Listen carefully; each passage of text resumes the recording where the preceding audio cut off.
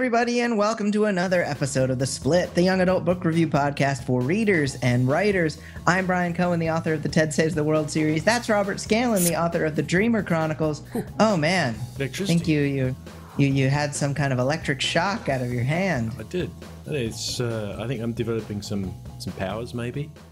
You might be developing some powers similar to the main character in The Red Queen. I don't have the name of the author down here. Why not? What's the author's name of Red Queen, Robert? It's Victoria Aveyard. I better put that down. Victoria Aveyard. We're always prepared here at The Split. Yeah, the main character in Victoria Aveyard's Red Queen is also developing some kind of powers, and we're going to talk about those powers and this book, which was entertaining. I think both of us had some of our issues with it, but we'll go into that. That's what the show is for. That's what the show's for, right? Yeah, exactly. I mean, reading books is entertainment, and no entertainment is perfect. Well, apart from you and I, of course. Yes, of course. we are entertained, fortunately. So we're gonna do all the usual stuff. Are you ready? I'm ready. All right. Mayor Barrow is about to go off to war. That's what happens to all Reds when they turn 18, sent off to the front lines by the Silvers, the oppressive and powerful leaders of the realm. When a chance encounter with a strange man leads her to a servant position in the royal palace, her conscription and her ability to see her family have been taken off the table. During a showcase of silver abilities, Mare is inadvertently tossed into the arena and onto the deadly electrified field. It should have killed her. Instead, it's revealed that she's a Silver's worst nightmare, a Red with incredible abilities. Let the games begin. So, I like this book. I think I like the beginning and I like the end, and the middle dragged a little. Yep. But that's a lot of books. Yep. That's a lot of books. Yep. Definitely has a soggy middle, doesn't it? Yeah. Yeah. And we've talked about this, how books that have a big event in the middle can defeat that sogginess. But Red Queen doesn't really. I guess it has a few things. Maybe the big twist, which isn't really in the middle, it's more towards the end. Yes. So I don't know. I mean, it could have used something in the middle there. There's a lot of ideas in this book that we've covered before. Yes. Red Rising and Steelheart. There's a little selection, and even some delirium. I'm feeling like with the kind of revolution-y stuff going on underneath. Yes. We've got a lot of kind of stuff thrown in there. Of course, everything with the powers and the training was fun for me because I always love that stuff. So overall, yeah, fun fight scenes. Overall, a fun story, good entertainment that kind of sagged in the middle. But even if I wasn't reading this for the purposes of the split, I think I would have finished it regardless. Oh yeah, me too. I would have finished it for sure. I would have given it probably. I probably would give it 4 stars. Actually, it was. I think 4. I'd probably give it 4. Yeah, it was entertaining, not spectacular, and it's a debut, I believe, as well. So, you know, that's impressive. You've got to hand it to them. It's probably better than my debut. So, you know, it's same here. So, you know, you got to hand it to that, and yeah, maybe an editor could have saved that middle. I think it's not so much that it sagged, that it just repeated too much. You know, we sort of we had kind of same old. Yeah, okay, we get it. You know, and also you do have to be prepared to kind of go for the fun element in this book of the action scenes, the powers, and the kind of silly love triangle between Mare and the 2 princes. And you know, if you're prepared to suspend your disbelief, it's kind of fun. And yeah, especially when she, as you said, when she gets her powers, you know, her sort of electrical powers, and I actually found that really well described. There are quite a lot of things in this book that did bother me, but it's quite bizarre, isn't it? How who was it? Was it Michelle that was commenting on one of our posts saying, you know, that she's prepared to put the writing style to one side if there's something about the story that grabbed her. And I think The Red Queen has probably got that element. It's got just enough. Too. Yeah. Yeah, I mean, superpowers always help something. Yeah, that's true. And you've got the classic sort of, she's about to turn 18. There's a threat of getting sent off to war. And then all of a sudden she finds that she's got this ability.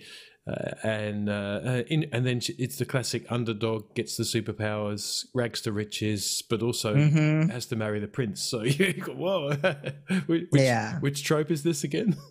I know. I want to touch on that prince marriage for a second, by the way. Yeah, go for it. I don't think you're going to agree with me, but I kind of wish the selection was more pronounced in this. Instead of having the silver princess choice made within the first third, maybe even the first fifth of the book, we already know who's going to marry the princes, whatever. It could have been cool for Mare to have to mix it up with the other girls a little bit, because there were a lot of girls with a lot of powers. That's right. Who really just kind of sniped at her a little bit. But man, like a drag out fight between them in training. There was one, but it really only involved that one girl, the annoying girl. Yeah, I forget. Evangeline, was it? Something like that. Yeah. Something like that. Yeah. Obviously very memorable. But I think the book as it was probably the right length for the story. But I think that would have added an interesting element that maybe even was more of a challenge to Mare. So I don't know. There you go. I know you didn't like the selection. No, but I for different reasons though, and because that was all about the kind of the Bachelor, whereas as you said, it was really obvious that the royalty in this book were specifically courting the other fiefdoms to arrange marriages, etc., and keep the bloodline going, form strategic partnerships, and that's not too different from Europe, for example, in the medieval Europe. So that's kind of believable. Whereas what was going on in the selection had no premise. Why were they doing this? Just because to make the people happy. Because the sevens and the fives, right? They wanted a nice girl for their boy. Whereas this is a little different. And as you said, the arena that they fight in is fantastic, and that was neat. I mean, okay, people might have said, "Oh, it's too Hunger Gamesy," but it kind of was, and it wasn't, and it was all about fighting and sparring and showing off what you had. So, I agree. I think you could be a developmental editor. You could have pushed that whole tension that whole subplot between the princes, and maybe that could have been your middle turning point. Where finally you keep getting led to the conclusion that she wants one of them, but she ends up getting put with the other, and that brings all sorts of problems with it. But there's a lot in this book that's easy to pick as well. So again, if you're one of those people that really likes to be kept in suspense, you're probably going to work it out. There is a twist, as you said, towards the end that is a nice twist, and I didn't pick it, but you said, you get, okay, right, okay, get that. But almost all the other kind of were waiting for the shoe to drop on that one. Yep, it did. Okay. Okay. But I think the thing that bothered me the most, that I had to really sort of put to one side to say, okay, I'm going to keep reading because it's a split and it is kind of fun, was this whole idea of, I'm a waif, I'm a thief, I'm a pickpocket, I'm about to be sent off to the war zone, and now I'm in the royal palace and playing royal politics and having intimate conversations with the prince and the king and the queen, and and I've got paranormal powers. But then you realise I am not a 14 or 15-year-old girl. So if I had been reading that may have been, my greatest dream come true, that I'm a nothing, I'm a nobody, I'm reduced to having to steal and beg for my life, for my resources, and all of a sudden I'm transported by a casual glance from a prince into something else. And okay, that's fair enough. I mean, look at Luke Skywalker, for goodness sake. Just a desert kid. Yep, it's in a lot of stories. It's in a lot of stories. He had backstory. So Mare did. Her brothers were in the war. I mean, that she was kind of. There is backstory. There is a rebel backstory, which was good. Yeah, but so there's something. Not really for. But I know what you mean. Yeah. I know what you mean, but let's talk about Mare. I know you didn't like Mare, but here's the thing: there's some interesting side characters in this. From the prince's little brother with a heart of gold, Yes, to a revolutionary and tough woman, to a teacher with strong abilities of his own. I think Mare might have needed a little more intrigue, but it's tough because she's got to be the every woman too, and so you have to strike that balance. But it's a good thing that there were some characters here that really had something to them. Even Evangeline, yes. Like, she was evil, but at least she could throw knives and stuff. Like, that was cool. Yeah, and she was evil for the right reasons anyway, in the sense that she was competitive. So you could kind of see where that came from. I think I found Mare annoying, and the reason I found her annoying is because what we haven't said to the listeners is that this whole red and silver thing is the silvers are actually coloured silver. They've got silver skin and their blood is silver. And so a red, with which she's from, is not supposed to have any superpowers. Well, okay, we've covered that. But she bleeds normally with a red coloured thing and, got normal coloured skin. So every day she has to be made up because the Queen's decided that they've got to keep her and not reveal her until they work out this whole superpower thing. And why they don't kill her first up, I don't know. And then they have to face paint and body paint her every day. She can't scratch herself in case she bleeds red. So she's got to pretend this whole thing. So you just get the middle third of the book is just Mare. It's a little bogged down in that. So, yes, I'm so different, but I can't afford to show it, or else everything's going to be lost. Oh, poor me. What do I do? Mm-hmm. And I really like this prince, but I just feel bad about betraying my people. There was too much interior tension for me. Drop it in every now and then, or show it to me in a relationship. That's fine, but there was a little bit too much angst in there, and it is pretty violent and gory in places as well. There's there are deaths, there's blood. There's a lot of blood. There are throats cut. So it's not for a young reader. It's not for an early Harry Potter reader. This is definitely an older YA read, but that's also part of the action. Is part of what keeps you reading. I think it's I agree with that. Well, let's get into some writers' perspectives. I think that something this book had working for it was some nice symmetry. It starts in an arena and ends in an arena. We see her as a servant in ceremonies and then as an engaged royal lady on the other side of ceremonies.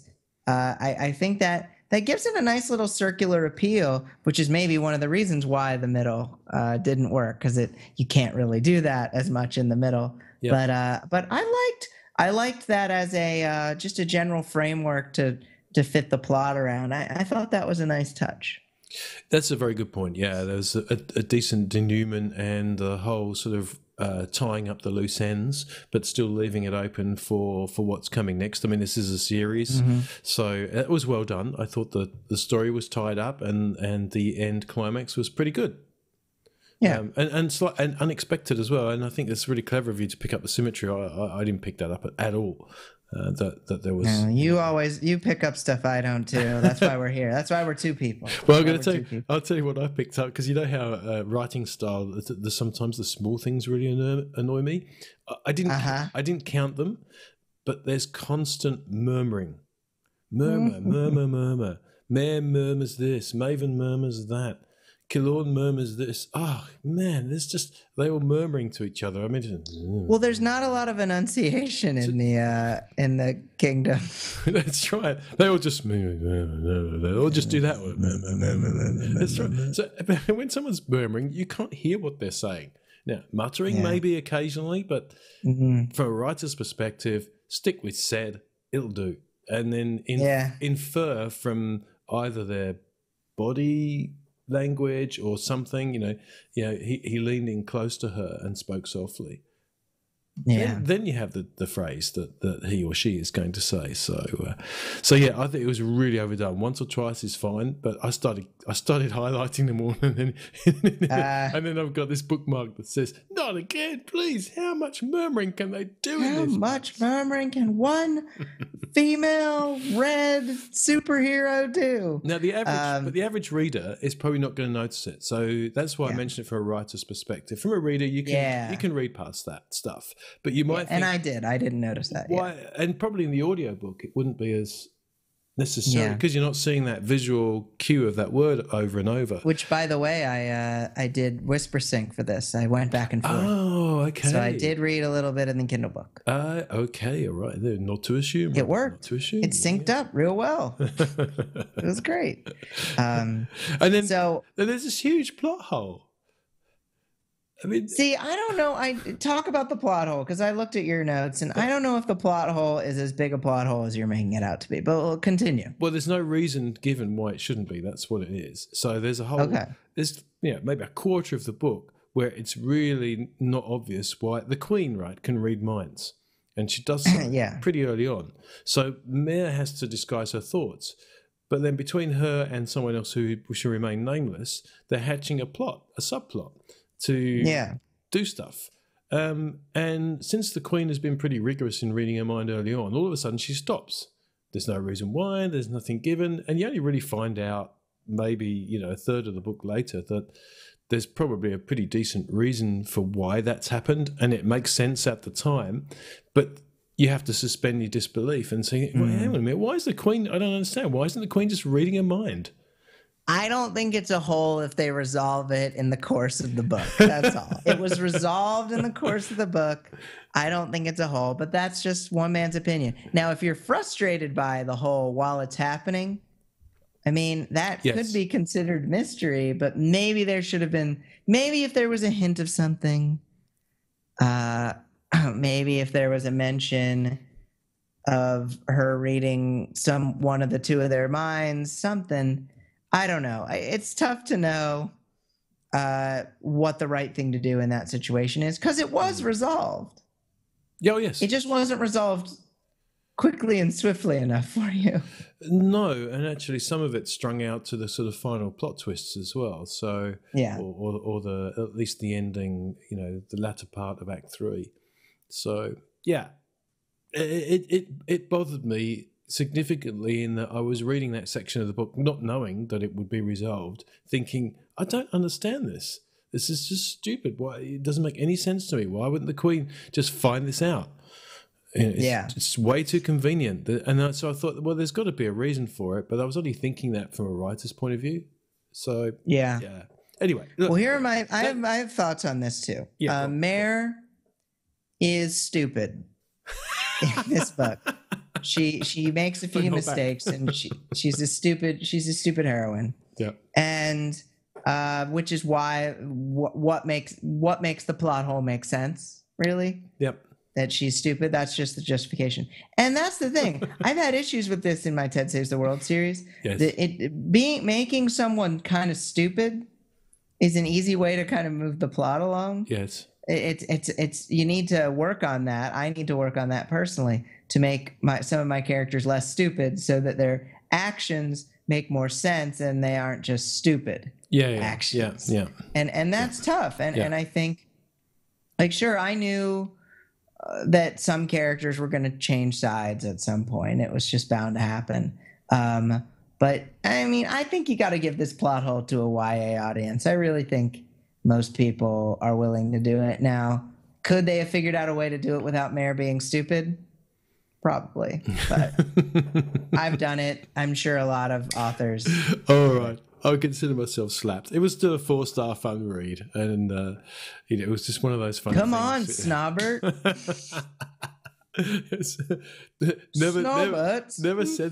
Never send me a book with murmured or a plot hole in it. Okay, no murmured plot holes. Murmured plot holes. I'm done with writers' perspectives. Do you have any more? No, I think I would hark back to what I said as a reader, is that I think that Victoria does a really good, we like this, Victoria and I, not like you can't remember her name. You too, best friends. I think Victoria does a lovely job of the descriptions of the power and how the power comes on. The powers from the other Silvers, I think, are also really good as well. So, the Queen reads minds, and it is well described that she doesn't necessarily always reach in. She can be distracted and she has to focus in a particular way. It may be possible to hide some of your thoughts. And so, there's the plot hole is not it's not like a ginormous tunnel that everyone's driving through. Yeah. I just didn't understand how often she was around the Queen and yet nothing was discovered. And as you say, there is a damn fine reason for that later on. Yeah. Which is good. Yeah, the reasoning happened, and it would have been worse if the reasoning hadn't ever been revealed. So maybe it's just a plot. What do you call it? Pothole. Pothole. I like a plot hole. Wait, no, that doesn't work. Darn it. I like plot. It's a speed bump. Yeah, it's a plot bump. Yeah, plot bump. That's good. I like that. Plot bump. We'll do that. We'll go with that. Would you like the first takeaway or the second takeaway? I'll go with the first takeaway, and go for it. Because we've hinted at this, and I think it is something we're not split on at all. Despite flaws in the book, there really is enough pace, enough intrigue, enough sudden scenes as well, which is really good. I think that's something that is a clever thing for both a plotter and a pantser to be able to do, is to include a sudden scene that still makes sense. And there is quite a bit of that. There's some good chapter tension. And so it keeps going enough of a pace to keep you interested. So I'd recommend reading it for sure. Yeah. I definitely think 4 stars. Worth a read. I'd seen this recommended by Audible for a million years, right, and it was on sale, so I got it. But then got the Kindle book because I didn't buy them together. I paid more. Darn it. We've donated to Victoria. Yeah. Takeaway 2: tons of characters with awesome abilities. I wish I would have gotten to see them fight more. Maybe book 2. Yeah. When you introduce so many characters with great abilities, and she did okay with this. Oh yeah. Because there's a fairly large battle at the end. Could have been bigger.